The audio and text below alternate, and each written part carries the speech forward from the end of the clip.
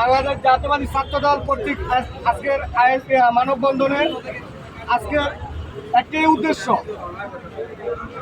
যে 5 তারিখের আগস্টের যে ফ্যাসিস্ট সরকারকে পতনের জন্য বাংলাদেশ জাতীয়বাদী ছাত্রদল যে গুরুত্বপূর্ণ ভূমিকা পালন করছে, সেই গুরুত্বপূর্ণ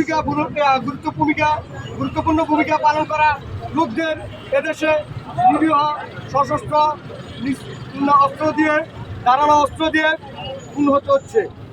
এর কারণ হচ্ছে বৈষম্য বিরোধী ছাত্র আন্দোলন নামে কিছু সমন্বয়ক যারা আওয়ামী লীগকে আবার উজ্জীবিত করছে, আওয়ামী লীগকে প্রাণ দিচ্ছে।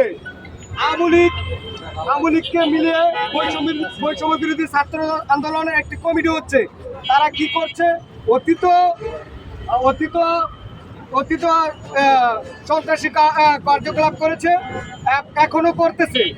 তো আমরা বাংলাদেশ জাতীয়বাদী ছাত্রদল স্পষ্ট করে বলতে চাই, কোনো বৈষম্য বিরোধী ছাত্র আন্দোলনের কোনো সমন্বয় চাঁদাবাজ দুষ্কৃতী সন্ত্রাসীদের বাংলাদেশের মাটিতে কোনো ঠাঁই হবে না।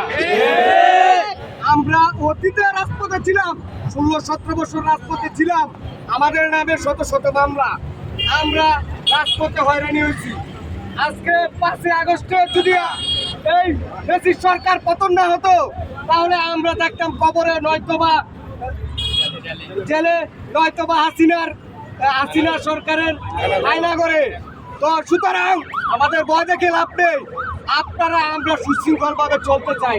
যদি আপনারা ব্যাঘাত ঘটান, তাহলে আপনাদেরকে ছাড় দেওয়া হবে না বলে দিলাম।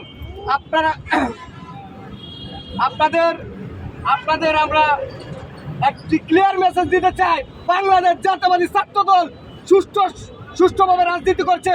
এই সুষ্ঠু রাজনীতির যদি আপনারা এর মধ্যে কোনো রকমের অজবরল যে ষড়যন্ত্র লিপ্ত হন, তাহলে কিন্তু আপনাদেরকে আমরা প্রতিরোধ করবো ইনশাল্লাহ। আমরা স্বৈরাচারী শেখ হাসিনাকে প্রতিরোধ করে এই বাংলাদেশের মাটি থেকে বিতাড়িত করেছি। আর আমার ভাই পারভেজ বিগত সময়ে আন্দোলন সংগ্রামের রাজপথের লড়াকু সৈনিক, যিনি আন্দোলন সংগ্রামের গুরুত্বপূর্ণ ভূমিকা রেখেছেন, সেই আমার ভাই পারভেজকে নৃশংসভাবে হত্যা করা হয়েছে। আমার ভাইয়ের হত্যার বিচার চাই। এই বাংলাদেশের মাটিতে পারভেজ হত্যার বিচার শুরু হবে। এই কোনো পারভেজ যেন আর না হারায় যেন যায়। আমরা এখন থেকে প্রতিটি সন্তান বাংলাদেশ জাতীয়বাদী ছাত্রদল পারভেজের পাশে আছি। আর কোনো পারভেজ যেন প্রাণ দিতে হয়, সেই জন্য আমরা প্রস্তুত আছি। ইনশাআল্লাহ থাকবো। বাংলাদেশ জাতীয়বাদী ছাত্রদল